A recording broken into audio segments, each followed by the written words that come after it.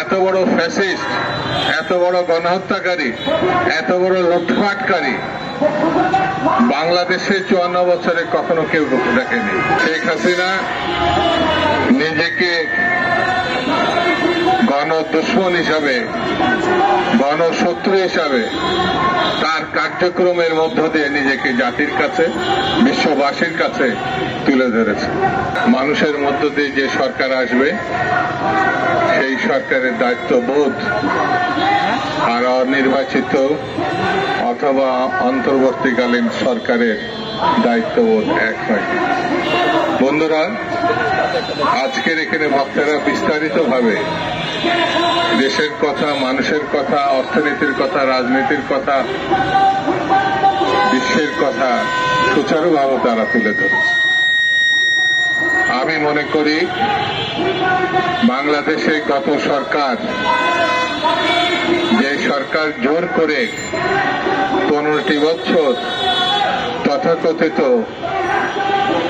ভোটের নামে, তামাশার নামে, তামাশার মধ্য দিয়ে ক্ষমতা আঁকড়িয়েছিল, তারা হচ্ছে বাংলাদেশের জন্য সব থেকে বিপজ্জনক শক্তি।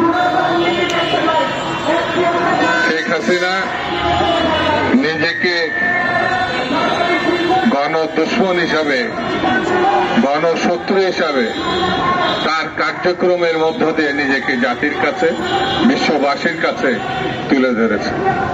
এত বড় ফ্যাসিস্ট, এত বড় গণহত্যাকারী, এত বড় লুটপাটকারী বাংলাদেশে 54 বছরে কখনো কেউ দেখেনি।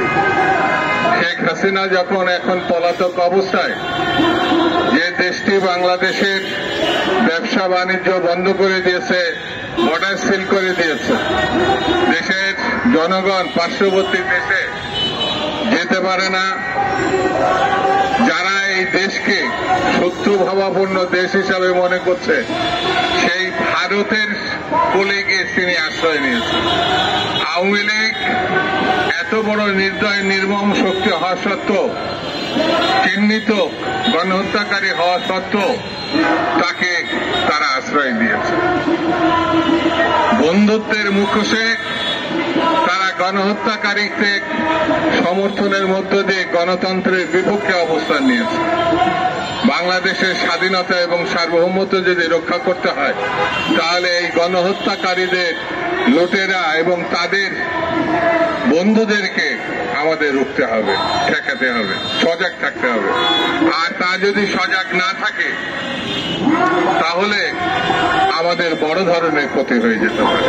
বন্ধুরা, আজকে আমি বেশি কথা বলবো না, শুধু এতটুকু বলবো, বাংলাদেশের নির্বাচিত সরকারকে যারা ঠেকাতে চাবে, যে নির্বাচিত সরকার জনগণের ভোটের মাধ্যমে বাংলাদেশে ক্ষমতা গ্রহণ করবে, জনগণের হৃদয় সরকার হিসাবে আসবে, সেই সরকার আসতে পারে জনগণের ভোটের মধ্য দিয়ে। আর সেই ভোটকে যারা বিভিন্ন টালবাহানা, বিভিন্ন ওজরাপত্তি, বিভিন্ন মতলবী কাণ্ড খানখানার মধ্য দিয়ে ঠেকাতে যাবে, তারাই হচ্ছে বর্তমানে সব থেকে দেশের গণতন্ত্রের, স্বাধীনতা, সার্বভৌমত্বের সব থেকে বড় শত্রু। এটা আমাদেরকে মনে রাখতে হবে। বাংলাদেশ থাকলে আমরা সবাই থাকব, বাংলাদেশ থাকলে একসময় সব সমস্যার সমাধান হবে, বাংলাদেশ থাকলে ৭১-এর মুক্তিযুদ্ধ থাকবে, বাংলাদেশ থাকলে বিশ্বের সামনে একটি গণতন্ত্র, স্বাধীনতার যুদ্ধে লক্ষ লক্ষ মানুষের দেশ রক্ত দেওয়ার স্মৃতি সেগুলো থাকবে।